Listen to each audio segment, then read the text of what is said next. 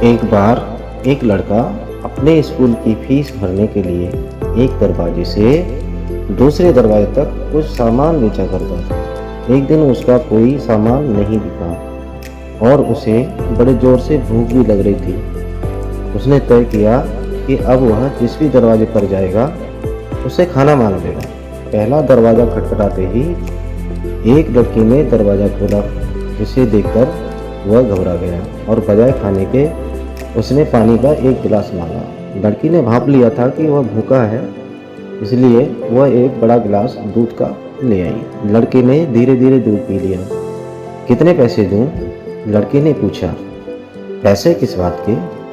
लड़की ने जवाब में कहा, माँ ने मुझे सिखाया है कि जब भी किसी पर दया करो तो उसके पैसे नहीं लेने चाहिए।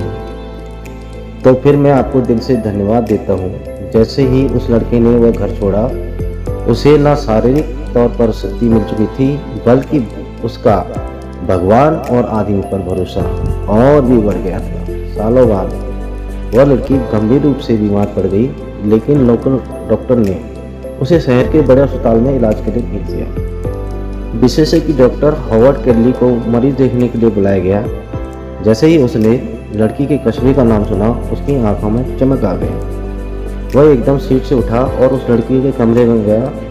उसने उस लड़की को देखा, एकदम पहचान लिया और तय कर लिया कि वह उसकी जान बचाने के लिए जमीन आसमान एक कर देगा।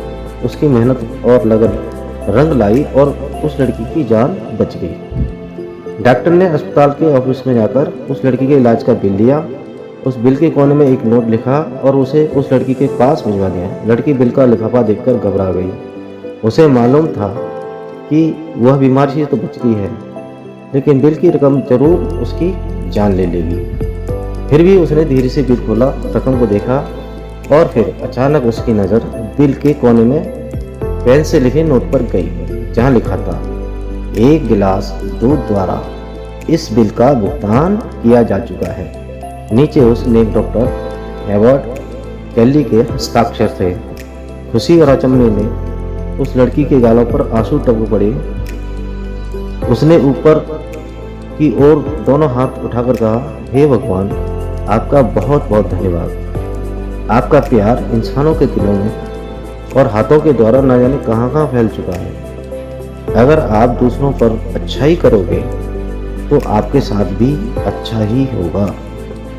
अब आपको दो में से एक चुनाव करना है, या तो आप इसे शेयर करके इस संदेश को हर जगह पहुंचाएं, या अपने आप को समझा लें कि इस कहानी ने आपका दिल नहीं छुआ।